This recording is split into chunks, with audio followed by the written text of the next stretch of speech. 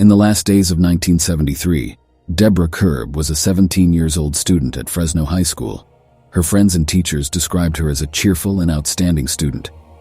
On December 31, 1973, Deborah hosted a small get-together inside her family's residence located on the 4000 block of College Avenue in Fresno, California, while her parents were away in Pismo. To welcome the new year, Deborah Kerb and her friends, which included her boyfriend and another couple, engaged in puzzle solving while listening to music. When the clock struck midnight, signaling the start of the year 1974, the small party ended and the young host bid her friends farewell. Tragically, Deborah would only have a little glimpse of a potentially fruitful year. On January 1, 1974, in the late afternoon, Deborah's parents came back home to find her lying dead with her own leotard wrapped around her neck. When the tragedy was reported to the police, an investigation into the case was launched, and detectives started looking into persons who had last seen Deborah alive, specifically those who had attended her party hours earlier. A young man named James Arthur Blaylock, who was 17 years old at the time, was quickly suspected by authorities. James was one of the party attendant and had come along with his girlfriend to the gathering. He was said to have driven the others home when they left Deborah's residence. Authorities believed that James Blaylock might have committed the murder. They were of the opinion that he had gone back to the Kerb family home, using a spare key he had known the location of to get inside and rape and kill Deborah. Unfortunately, though, that was only a theory. There was no concrete proof to convict James for the crime. In 1974, due to a lack of supporting forensic equipment, detectives were unable to prove what they so firmly felt to be true: the fact that 17-year-old James Blaylock was a deadly killer. The Deborah Kerb's case, however, slowly became cold. Many years later, in 2006, the Fresno County Sheriff's Office reopened the investigation and attempted to run some of the biological evidence collected from the crime scene through recently developed DNA technology. This time, there was a success. James Blaylock's DNA matched the sexual assault kit. To further confirm this, Deborah Kerb's body was also exhumed in 2006 so that a DNA sample from her could be obtained. The samples were then submitted to the Serological Research Institute, a non-profit forensic lab in California that soon confirmed James Blaylock as the culprit investigators have been looking for all these years. James Blaylock, who was incarcerated at the time, was subsequently interviewed by Fresno County Sheriff's detectives Marty Rivera and Jeff Kurtzen. He denied killing Deborah and having sex with her. Blaylock soon changed his account after the detectives confronted him with a DNA match of his semen. He claimed he and Deborah had consensual sex but never killed her. The case was brought by the district attorney's office, but it had to be dropped for lack of supporting evidence. The case went cold again for another 15 years. In December 2021, Sergio Toscano, a current cold case detective and former Fresno County Sheriff's officer, revisited the Deborah Kerb's case and asked for a repeat DNA test on the leotard used to strangle Deborah. James Blaylock's DNA results were obtained again.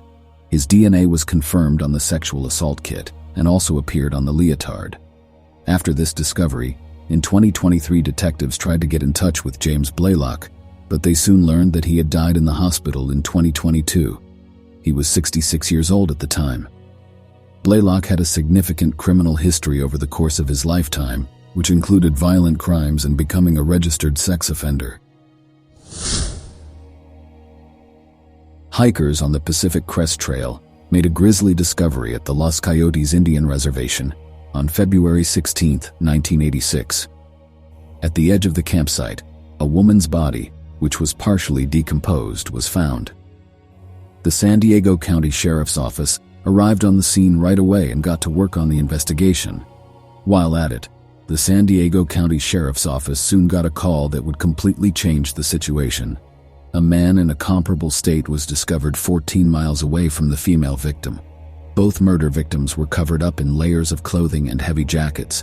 Because of the striking similarities between them, investigators knew they had to identify both bodies before their killer could be found. In both of these cases, law enforcement has withheld a great deal of information. To maintain the integrity of the investigation, the cause of death of the man who was discovered 14 miles away was never disclosed. Detectives had a hard time moving either of the cases forward. There was a dearth of evidence, and what little evidence the San Diego County Sheriff's Office did possess was kept from the media. Before interest waned, the Jane Doe's murder was briefly covered by the media. Although the San Diego County Sheriff's Office was aware that there was a family out there looking for their loved one, the female victim's case would go unsolved for decades, until in 2023, when the San Diego County Sheriff's Office began using genetic genealogy. The Jane Doe's hair was sent in for testing on websites like 23andMe and GEDmatch. Detectives were able to create family trees and locate relatives using this DNA analysis, census data, and other public information. After identifying the victim's family tree, all that remained for the investigators to do was to locate the missing link. Following the submission of her DNA, law enforcement quickly identified the Jane Doe as Claudette Jean Zabalski Powers. Claudette Jean would have been 24 years old when she was savagely murdered. Her life before her disappearance in the early 1980s was pieced together by detectives. She had been married with 2 kids.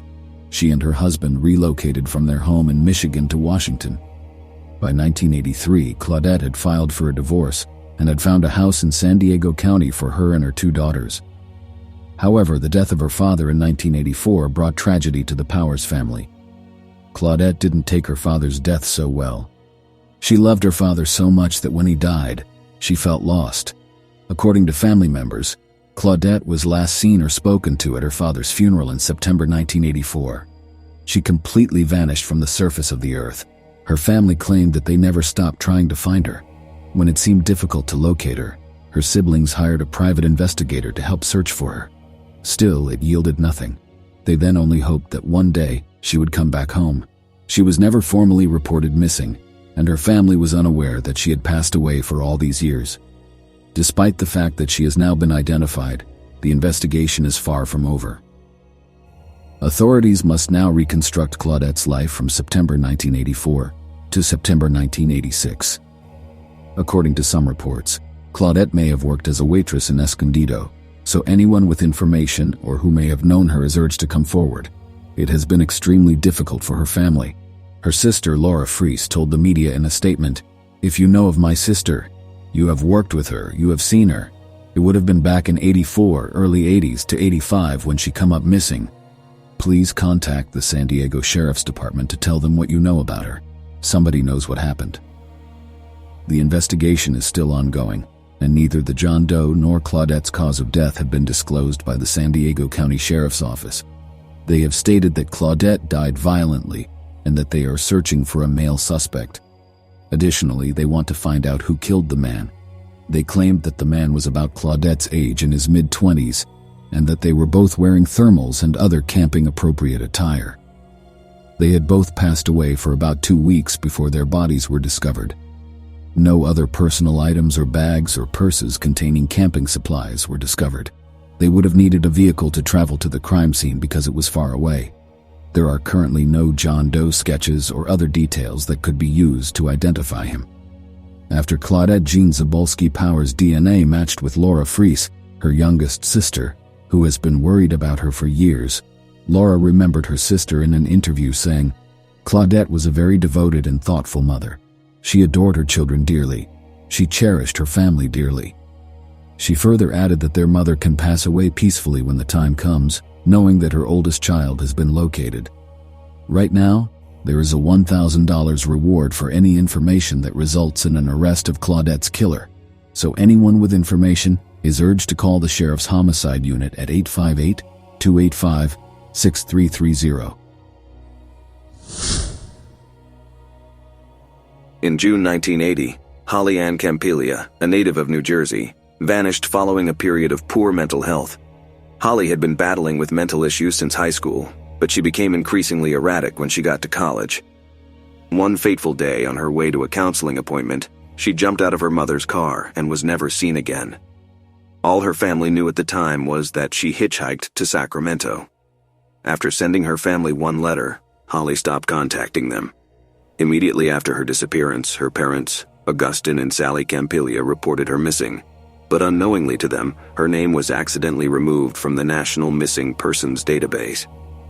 Meanwhile, in August 1980, the body of a 21-year-old woman was discovered in a cornfield off Seavers Road in Dixon. not far from the location of the current Pedrick produce market. She was dressed in a green wool sweater despite the summer heat and had been shot in the head numerous times. Detectives at the time had no idea that the woman's name had unintentionally been erased from the National Missing People database just 2 weeks prior. The victim and her murderer could not be identified, and so she was dubbed Dixon Jane Doe for 12 years. In 1992, when Augustine and Sally Campilia got to know that their daughter, Holly Ann Campilia, had accidentally dropped from the missing persons database used by law enforcement, they contacted the officials to re-add her name into the database. 5 weeks later, the Campilias were informed by Solano County detectives that they had a match.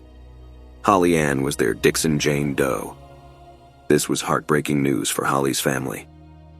In an interview, her mother, Sally, sadly said, "I just kept hoping she would show up one day with grandchildren, but with each year, I'd lose a little hope." Even though Holly Ann could now be laid to rest properly, neither her family nor the police knew what had happened to her. The investigation was abandoned until 2021, when Holly Ann's relatives contacted the police to inquire about the possibility of using modern forensic methods to identify Holly Ann's killer. Investigators got to work, and a male's DNA was found after evidence samples at the crime scene were sent for testing. In 2023, investigators from the Solano County Sheriff's Office declared that they think the DNA belongs to Herman Lee Hobbs, who is currently 76 years old and serving a sentence at a prison in Chowchilla. According to research, Herman Lee Hobbs had been a violent criminal throughout his adult life. In 1969, when he was 22 years old, he was accused of carrying out more than a dozen armed robberies across the Sacramento region. Hobbs admitted to being the serial robber and consented to plead guilty after leading police on a wild car chase. However, when it was time for his sentence, the 6'5" mechanic attempted to flee the courthouse and had to be tackled and subdued by a CHP officer. Herman Lee Hobbs's time behind bars for armed robbery was brief. He was back on the streets by 1975. He relocated to Rio Linda, a street away from Terry Pata, a 13-year-old junior high school student. One day in January 1975, Terry Pata was sent home from school early due to her having nausea and a headache. She, however, never made it home. 9 days later, her body was discovered nearby, placed inside a drain pipe. She had been raped and fatally stabbed. At the time, no suspect was ever found. Years of sexual assault by Herman Lee Hobbs weren't made public until 2000. He was convicted of raping a 15-year-old girl in Yuba County that year.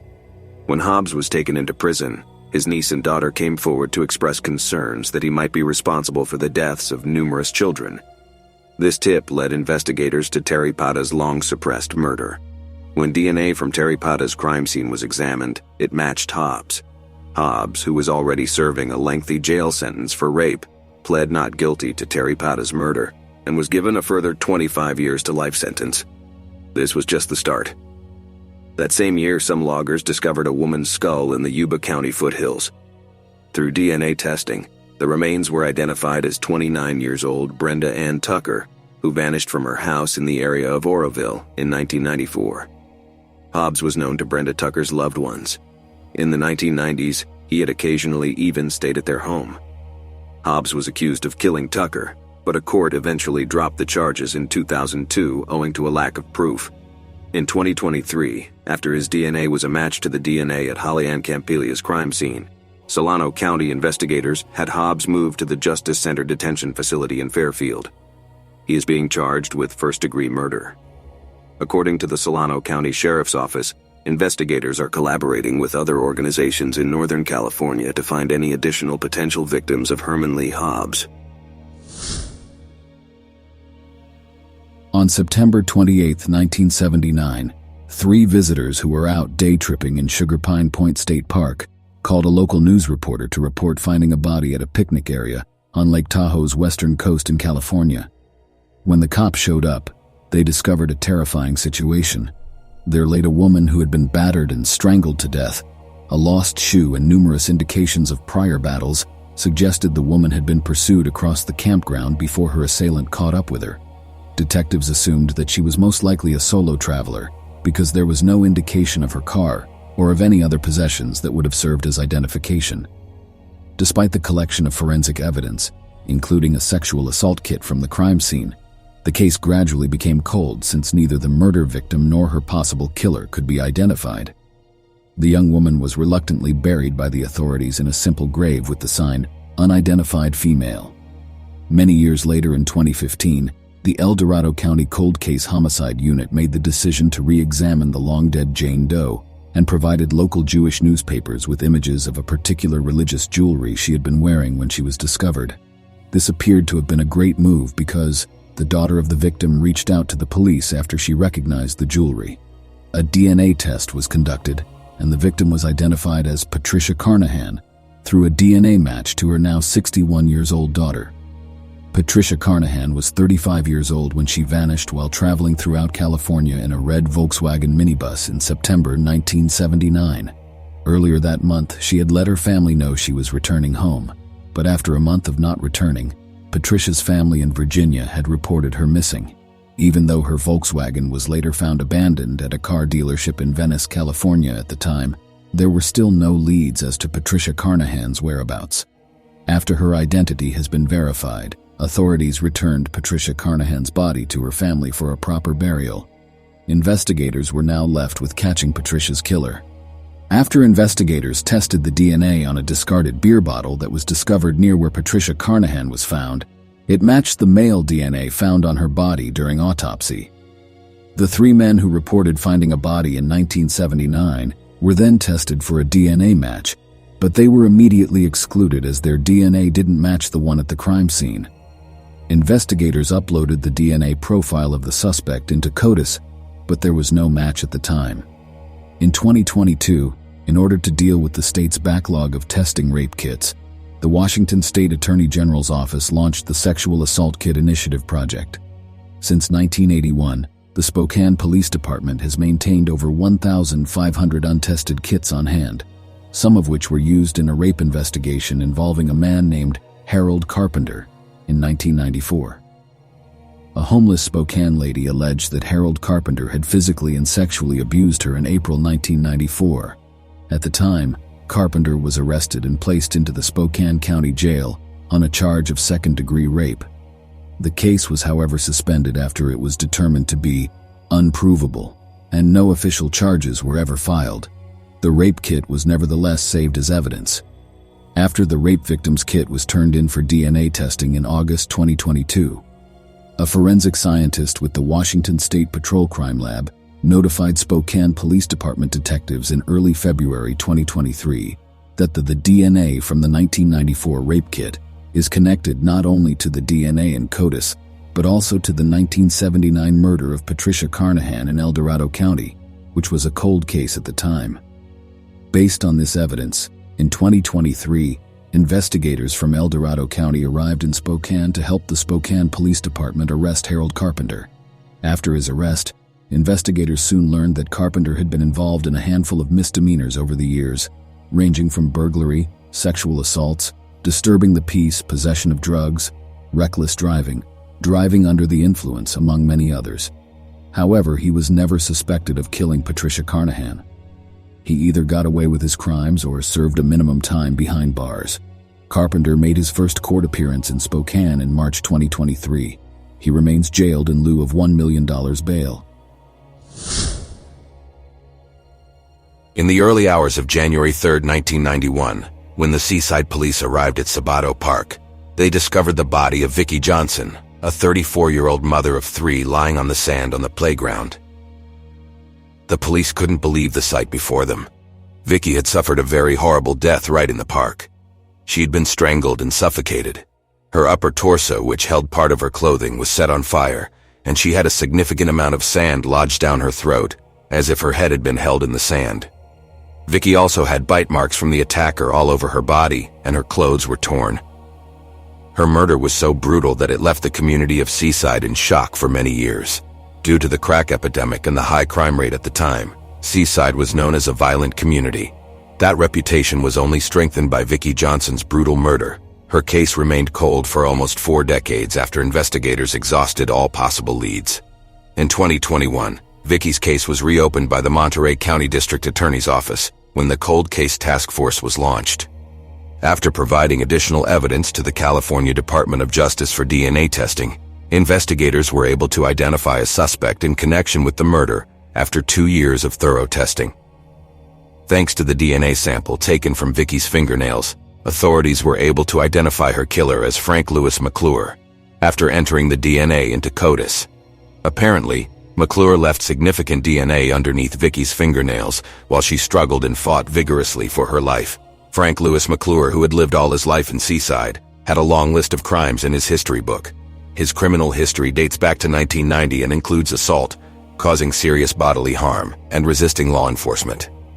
McClure broke the terms of his probation in 1994 by engaging in domestic violence and an assault with a deadly weapon. He received a 4-year prison term afterwards. From 1991 to 2011, Frank Louis McClure committed numerous crimes involving domestic violence and assault. He received little time in prison and was, however, never charged for murder. It is unknown whether McClure and Vicki were romantically involved. The motive of her murder is still unknown and probably will remain a mystery since Frank Louis McClure died at the age of 77 in 2021 in his Seaside home. Regardless, Vicki Johnson's family is grateful that the murder has been solved.